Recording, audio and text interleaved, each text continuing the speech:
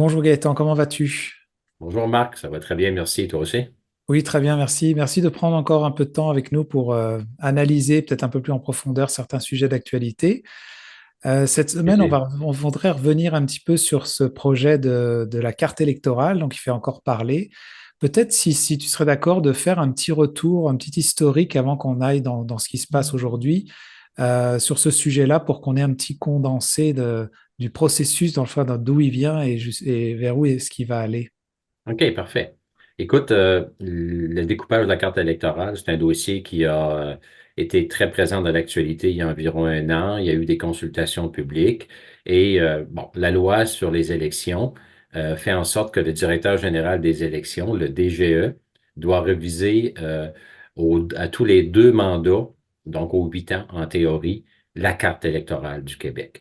Puis il y a des critères qui sont en place, dont un critère prépondérant qui fait en sorte qu'on devrait avoir des circonscriptions électorales, 125 en l'occurrence au Québec, on devrait avoir 125 circonscriptions électorales qui possèdent environ le même nombre d'électeurs et électrices. 51 000, plus ou moins 25. Donc 51 000 votants par circonscription, puis on donne un paramètre de plus ou moins 25. Et le problème, c'est qu'il y a des régions comme la Gaspésie où la population croît, mais elle croît moins vite. Elle augmente moins vite que dans les grands centres. Puis ça fait en sorte que, bon, l'année passée, le DGE proposait de fusionner les deux comtés de Bonaventure et Gaspé en un seul comté parce que la population, le nombre d'électeurs était trop bas par rapport à la moyenne québécoise. Donc, c'est ça l'enjeu, c'est toute la question de l'équilibrage du nombre de voteurs, d'électeurs électrices par circonscription. Alors là, ce qu'on entend en ce moment dans les nouvelles, c'est vraiment que ce projet-là a l'air d'être comme revisité, en fait, c'est bien ça. Oui, le gouvernement du Québec a annoncé la semaine dernière sa volonté de suspendre la démarche en cours de fusionner les comtés de Bonaventure et Gaspé. Puis il y avait aussi un comté dans Montréal, à Montréal, sur l'île, qui disparaissait. Puis en tour, on créait 2 comtés dans la couronne urbaine de Montréal, dans les banlieues. Parce qu'on sait que Montréal aussi diminue de population, mais c'est les banlieues autour de Montréal qui croient énormément en termes de démographie. Donc là, le gouvernement de la CAQ, et il y a une volonté unanime de tous les partis politiques, de tous les 125 députés, en théorie, parce qu'on dit que c'est une décision unanime de l'Assemblée nationale, d'utiliser la même carte électorale de 2022 pour l'élection de 2026. Donc, on suspend la démarche de enlever une circonscription en Gaspésie en fusionnant Bonaventure et Gaspé et d'enlever également une circonscription sur l'île de Montréal. On appliquerait donc la carte électorale de 2022 pour la prochaine élection de 2026, mais ça prend une loi pour modifier la loi actuelle, parce que sinon, le directeur général des élections, lui, pourrait de son propre chef, là, de son propre gré, décider d'enlever une circonscription en Gaspésie. Donc, ça prend une loi pour modifier ça. Et la bonne nouvelle, c'est que toutes les formations politiques sont unanimes pour dire que oui. Mais là, le DGE, lui, il s'oppose un peu à cette décision-là. Ce qu'on voit, c'est que le 28 mars dernier, le directeur général des élections a émis un communiqué de presse. Il est disponible sur le site du DGE, Élections Québec, 28 mars, on peut aller le consulter. Puis ce que ça dit, dans le fond, c'est que ben, le DGE est un peu fâché que le gouvernement se mêle de son travail, puis que lui, il recommande de laisser le processus légal qui est en cours s'appliquer et de lui laisser la possibilité de modifier la carte et éventuellement de fusionner le comté de Bonaventure et Gaspé et 2 circonscriptions dans Montréal aussi. Fait que c'est sûr que c'est 2 approches différentes. Tu as l'approche du DGE qui est un très haut fonctionnaire nommé par l'Assemblée nationale qui lui dit, ben, j'ai une loi actuellement, je suis en processus de modifier la carte électorale, laissez-moi faire, ne faites pas d'ingérence politique. Ça peut s'expliquer jusqu'à un certain point, mais en même temps, il faut se poser la question, est-ce que ce n'est pas de l'abus de pouvoir, de l'ingérence de la part du DGE? Parce que le DGE, il est nommé par l'Assemblée nationale. Et ultimement, au Québec, là, le pouvoir ultime du Québec, ben, c'est l'Assemblée nationale. Ce sont les 125 députés composés de toutes les formations politiques qui, de façon unanime, ont dit ça n'a pas d'allure, on ne peut pas modifier la carte comme le DGE veut le faire. Donc, on va modifier la loi pour qu'il n'aille pas de l'avant dans son projet. Fait que le principal intéressé, qui est nommé par l'Assemblée nationale, qui applique la loi de l'Assemblée nationale, ben, semble s'opposer à la volonté de l'Assemblée nationale. Fait que c'est quand même spécial, on a rarement vu ça. Puis, ça démontre le pouvoir immense des hauts fonctionnaires. Parce que là, c'est le DGE qu'on cite en exemple, mais souvent, on a dit dans nos chroniques, puis on a eu l'occasion de le répéter, que les hauts fonctionnaires ont un pouvoir extraordinaire au Québec, souvent plus grand, plus important que certains politiciens, certains ministres même. Puis là, c'est un exemple concret, parce que le DGE est en train de contester ou de s'opposer ou critiquer une décision de l'Assemblée nationale du Québec unanime. C'est rare que toutes les formations politiques s'entendent, que tous les députés, les 125, s'entendent sur une question. Puis là, ben lui, il contestait ça. Donc, c'est l'élément que je trouve particulier dans tout ce dossier-là. Effectivement, il y a un projet de loi qui est déposé par la CAQ, mais il y a aussi un deuxième projet de loi parce qu'en fait, bon, l'idée, c'est de maintenir le nombre de circonscriptions, mais il y en a un deuxième, si tu veux nous en parler, là, qui est pour réviser en fait les critères. Oui, exactement. Le gouvernement ou l'ensemble des formations politiques disent il faut agir rapidement pour stopper le processus pour enlever la circonscription en Gaspésie et à Montréal. Donc ça va être un premier projet de loi. Puis le second, c'est pour reviser en profondeur la loi sur les élections, la carte électorale. Je pense que c'est intéressant parce que effectivement, il y a des problèmes, là. Il y a des problèmes. Les critères qui sont appliqués par le directeur général des élections sont principalement basé sur le seuil populationnel. C'est bête et méchant, on l'a déjà dit, là.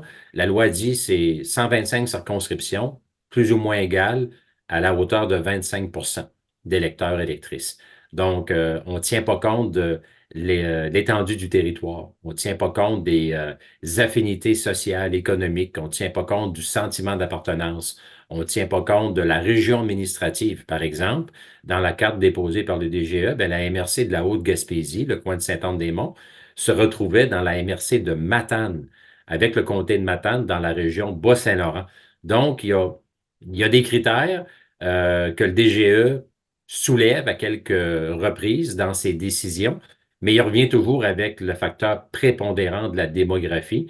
Puis ça, ben, la démographie, ben, ça joue toujours contre les régions.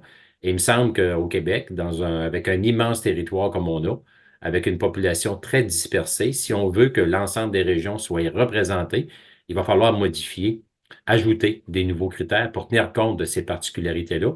Et c'est ce que le gouvernement se propose de faire là, dans la prochaine année ou les prochaines années avant la prochaine élection. Donc, en théorie, c'est une bonne décision, mais il reste que, je dis un mais, parce que souvenons-nous, il y a quelques années, on parlait d'un autre dossier qui est similaire un peu à la carte électorale. C'est la question de la loi sur toute la réforme du mode de scrutin. Hein? On parlait il y a quelques années de modifier le mode de scrutin au Québec, puis au lieu d'avoir 125 comtés avec des députés élus, on aurait 60 circonscriptions, 75 comtés. Je m'excuse, 75 et non pas 60. On passerait de 125 à 75 comtés, circonscriptions, où les députés seraient élus par leur population. Et il y aurait 50 députés qui seraient nommés par les chefs de parti. Donc, c'est tout un autre mode de fonctionnement. On appelle ça les proportionnels, mix, régional, etc. Puis ça, c'est un dossier qui a fait couler beaucoup d'encre. Il a été mis sur la glace par la CAQ à son arrivée au pouvoir en 2018. Mais moi, je doute fortement que ce dossier-là ne revienne pas dans l'actualité. Je pense que dans le prochain projet de loi, le second projet de loi, certaines formations politiques pourraient être tentées de inclure aussi toute la question de la réforme du mode de scrutin. Donc, on a une partie, c'est-à-dire une manche de gagner en Gaspésie dans le dossier de la carte électorale et de la révision du mode de scrutin, mais la partie n'est pas gagnée encore. Il va falloir être très vigilant pour que le prochain projet de loi euh, ne propose peut-être ne propose pas un mode de scrutin qui fera en sorte qu'on arriverait à un résultat pratiquement similaire avec le Hmm. Québec divisé en 75 comtés au lieu de 125. Mais le résultat, c'est qu'on va avoir encore des immenses comtés dans les régions, puis on risquerait d'arriver au même résultat, d'avoir un seul comté pour la Gaspésie. Donc, il faut pas crier victoire trop vite, il faut demeurer extrêmement vigilant. C'est un dossier qui est très important. Est-ce que c'est pas une stratégie aussi, si elle était employée, de sécuriser un peu un gouvernement majoritaire aussi, s'ils pouvaient, eux, partir de là, choisir, enfin, en choisir 50? Ben absolument. C'est le risque, c'est un des risques. Puis c'est un mode de fonctionnement qui est très répandu en Europe. La question des modes de scrutin avec proportionnel. Il y a plusieurs modèles qui existent, mais en Europe, il y a une forte densité de population sur de petits territoires. Donc, ça peut peut-être avoir sa place dans certains cas, mais ça a comme inconvénient de amener beaucoup de gouvernements de coalition, hein. Quand je dis inconvénient, certains voient ça comme un bon côté aussi, parce que ça force le consensus, ça force les partis à faire des ententes, un peu comme ce qu'on a présentement à Ottawa. Présentement, à Ottawa, on a un gouvernement libéral minoritaire qui a fait une entente avec une autre formation politique, le NPD, et c'est ce qui fait que le Parti libéral du Canada, avec M. Trudeau, demeure en fonction. Sinon, il aurait été battu à plusieurs reprises sur différents votes qui sont tenus au Parlement. Donc, c'est un peu la conséquence. Quand on a des systèmes basés sur des modes de scrutin avec des proportionnels, avec des formules mixtes, là, ça force la coalition entre les formations politiques. Puis, c'est un modèle qui n'est pas très répandu au Canada. En Amérique, on n'est pas habitué à ça, mais c'est peut-être une nouvelle tendance. Donc, un dossier à suivre, mais un dossier très complexe, mais c'est pas parce que c'est complexe qu'on ne doit pas s'en occuper, parce que les conséquences pourraient être là, quand même extrêmement importantes pour une région comme la Gaspésie qui a peu de population, mais beaucoup de défis à relever, beaucoup d'enjeux majeurs. Alors, le deuxième sujet qui nous interpellait, là, c'était c'était les autoroutes électriques d'Hydro-Québec, bon, qui a fait quand même couler de l'encre. Alors, je sais que ça touche un peu différentes sphères, là, comme on s'en parlait tout à l'heure. Là, c'est vraiment un peu comme on veut sortir euh, des, on va dire, des polluants. On veut passer dans des modes plus écologiques, plus verts. Donc, on aurait besoin aussi d'avoir des éoliennes, mais pour ça, on a besoin d'avoir des autoroutes électriques. Est-ce que tu voudrais nous parler un petit peu de ce sujet-là et quelle est ta vision? Oui, ben c'est ça. C'est un article qui est sorti dans les derniers jours là, dans la presse. Puis quand on parle d'autoroute électrique, il faut s'entendre, là, faut que ça soit bien clair, ce sont des corridors de transport d'énergie. C'est pas des routes avec des autos électriques, là. Quelqu'un me disait ça ce matin. Je dis, non, non, on n'est pas là encore, là. C'est vraiment d'augmenter le nombre de lignes de transport d'énergie pour avoir plus de capacité électrique au Québec. Puis concrètement, nous, en Gaspésie, c'est un dossier qui nous touche directement parce que on a un bouchon d'étranglement. Les gens ont sûrement entendu ça dans les dernières années. La ligne électrique qui relie la Gaspésie au Grand Centre, Québec, Montréal, ben, rendue à Rivière-du-Loup, on a un problème. Le câble est trop petit. Puis on ne peut plus produire d'énergie à partir de l'est du Québec. Par exemple, les parcs éoliens, on ne peut plus en construire parce que la ligne ne pourrait pas supporter plus de charges. Donc, ça fait des années que le monde municipal, les préfets, les maires, les intervenants économiques demandent au gouvernement du Québec de grossir la ligne de transmission électrique qui, pour permettre du développement éolien, notamment là, dans le Bas-Saint-Laurent et dans le Gaspésie. Donc, l'annonce du gouvernement des derniers jours est quand même une bonne chose quand on regarde ça parce que ça va nous permettre de produire davantage d'électricité et d'en transporter davantage à partir des régions, la Côte-Nord notamment, le Bas-Saint-Laurent et la Gaspésie. C'est un projet de 30 à 40 milliards de dollars. C'est énorme. C'est prévu pour les 10 prochaines années et ça pourrait mobiliser jusqu'à 30 de tous les travailleurs de la construction.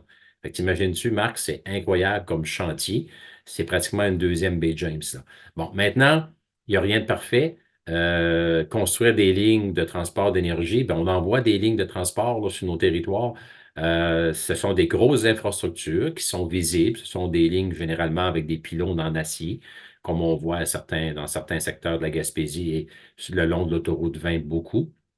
Donc, ça, c'est sûr qu'il y a des gens qui se disent, oui, mais c'est de la pollution visuelle, ça va altérer la beauté de nos paysages, ça va avoir un impact sur l'industrie touristique dans certaines régions. Puis, ça va aussi affecter peut-être des zones humides, l'habitat au niveau de la faune, de la flore, etc.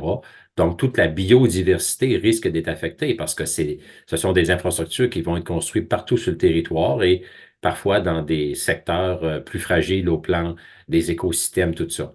Donc, puis il y a aussi tout le syndrome du pas dans ma cour. Tout le monde veut plus d'électricité, mais personne ne veut voir des tours là, dans sa fenêtre de salon ou de cuisine, hein? ou à partir de sur son terrain. Donc, c'est sûr que ça va semer toute une polémique.